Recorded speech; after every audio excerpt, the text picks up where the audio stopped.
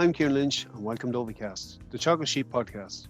Each episode, we bring you latest insights, advice and technical updates for the sheep industry.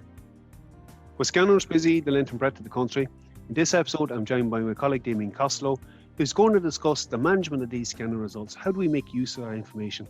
How do we put a practical plan in place for our flock for the coming weeks and months? It determines really what your crop of lambs is going to be for the coming year. You'll be looking at things. Are there issues with having a lot of with your pregnancy rate? Are there a lot of empties? So look, it's a good time to take stock. Are you happy with the scan? Is there room for improvement? Should you be looking at something like introducing a more prolific breed of ewe to the flock?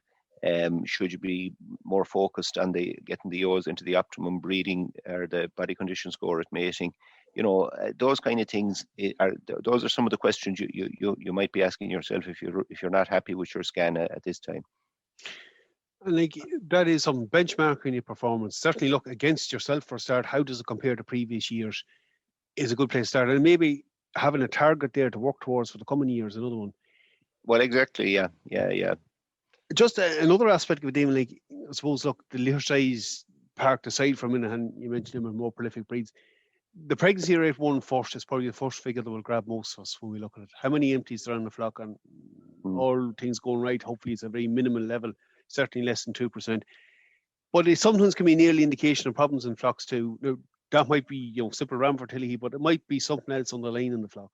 Yeah, exactly. As you say, it can be. I mean, if you, as you say, it's good to compare with what you normally would have in other years. But if there are a particularly high number of empties, you may be looking at an issue with a ram. The other question you might be asking: is there an underlying abortion issue or something like that needs further investigation? Look, we'll come to the nutrition end of it in a moment. But I suppose the first management kind of decision you have to make is them empty ewes in the flock. Do I keep? Do I sell? And is there any other action needed with them? Yeah, look, it's a common question, I suppose, from farmers.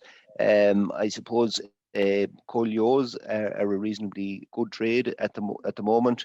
I suppose if they're aged ewes and they're in fairly good condition, maybe the option for those is to move them on, from a cash flow point of view or other things. In other situations, I suppose if they're young sheep and there are no other issues apparent, maybe people are willing to give them a second chance. But I suppose the important thing is that maybe you take them out of the main flock at this stage. They may free up a little bit of room in the shed or whatever. We say, for example, if you have your lambs, we'll say that are being ran dry, you could put the dry ewes that you're keeping until next year, you could put them with the ewe lambs. But you don't want to be including them, I suppose, in the feeding regime that you're giving to your pregnant ewes. No, as you indicated there, like if the young ewes have a clean history, nothing else obvious wrong with them, replacement costs are high. Keeping them back for a year might work for some. In other case, then look at certainly selling them off as culls. That cash flow can be useful at this time of the year. Yeah. Look, you mentioned there about taking them out and feeding them separately, and that really brings us to what our key focus on using these scanner results are. It's a core element, Damien, in that late pregnancy management and feeding regime. Dividing out them ewes and maybe managing them appropriately and putting that in place early enough. Like, where's the starting point for that? Yeah, exactly. And as you say, the key benefits, I suppose, that you're looking to, or what you're trying to achieve in terms of late pregnancy nutrition of the ewe flock, is that you're trying to get your lambs up to the optimum birth weight. You're trying to have ewes with plenty of milk, and so on. Those are the main things. And the optimum birth weight varies by litter size, really. So whether they're carrying singles or twins or triplets, it can vary. And the other thing, Kieran, I suppose we mentioned in a previous podcast a few weeks back, the importance of knowing the feed value of your silage is very important as well in terms of the nutrition plan you put in place. The idea there with the multiples, they're perhaps, look, and they can be met with some aversion, particularly if it's a case of triplets or certainly quads. Dealing with them or splitting them out early enough, Damien, does it happen in enough cases? It probably doesn't, Kieran. And particularly, I suppose, if you take the example of somebody that's feeding kind of very average quality silage, the concentrate requirement, even if you take, for example, triplet bearing ewes that would be on, say, 65 DMD bale silage, you'd be probably looking the total concentrate requirements for triplet bearing ewes is probably in around 44 or 5 kilos for a triplet bearing ewe. But I think the key thing, or maybe a mistake that's made sometimes, is not starting this feeding regime in time. It's important that you step up that feeding regime gradually, that you maybe start them at 0.2 or 0.3 of a kilo and gradually build them up maybe to a kilo in the weeks leading up to lambing. But for triplet bearing ewes, you're talking about starting pretty much immediately after scanning, particularly if they're on lower quality forage and that the total concentrate requirement is fairly high.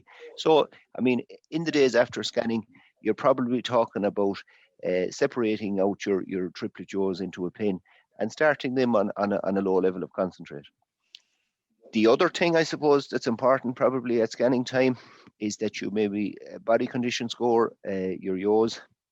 And take, for example, if you came across a group of, we'll say ewes that were carrying twins, but were maybe a bit behind where you'd like to see them in terms of body condition, that they're the thinner batch of twin-bearing ewes. In that situation, you might be starting to feed them, or you might be grouping them in with your triplets, so that they will be put on the same regime as the triplets. I think you're after bringing up something very relevant there. Like, there's always a practical limitation to how we manage these ewes in late pregnancy. And the guidelines are great to work off, but we have to apply them at farm level. It's generally the number of pens, Damien, that's available. It's the pen spacing on it, how many we can fit in. And you would love to have multiple groups on it, but it doesn't always allow in a real situation. Like, you touched on something there, grouping in them thinner ones maybe to make up a number to fill the 2 pens for the triplets or 3, whatever it is. You have to think about it from that context, that it's more than just. That's exactly it, and it's really, as you said, the practicalities of it. As I say, if you have a group of triplet bearing ewes, and they're not filling a pen or a couple of pens that you have assigned for the triplets, taking in the thinner ewe lamb or the thinner twin bearing ewes, and grouping them, putting them on the same feed regime as the triplet bearing ewes is probably prudent. It's a difficult time to probably build body condition score on thin ewes, but at a minimum, if you can at least maintain them at what they're at, or maybe a slight increase, you want to substantially increase the body condition score probably. It's just something else that kind of crops up. Monitoring that score, particularly maybe in the singles and twins, for them, you also might be getting thin during this period and lead up to lambing. There is a potential, of course, that it could be slightly wrong on the scan result. Changing them up or moving them up a pen at that stage is another approach. Well, that's exactly it. I mean, if you're keeping an eye on them, and you feel that there's even sometimes people, and rightly so, I suppose, people would be conscious maybe of not overfeeding single bearing ewes on the basis that you don't want to run into trouble with very big singles and the associated dystocia if you exceed, I suppose, the optimum birth the optimum birth weight for single bearing ewes. But even if you have a single bearing ewe that you feel is losing body condition, you can take her out of the pen she's in and move her up to a pen of twin bearing ewes, so that you're giving her an extra bit of feed. It's not about, as you said there, it's not practical to talk about pinning out all these different groups. So as you say, moving them up to the next feed level or the next group of yours is probably what happens in practice, and that's fine. It's about really applying what works to your own farm level. Damian, maybe just like as a final point on this, making use of that result afterwards. We tend to take the result, we hopefully put all in place for the coming weeks, but it is something worth referring back to then, like when lambing is finished, how well did we fare out? How well did what went out to the field pan out by what we actually scanned? And maybe taking a little measure on that as well is no harm.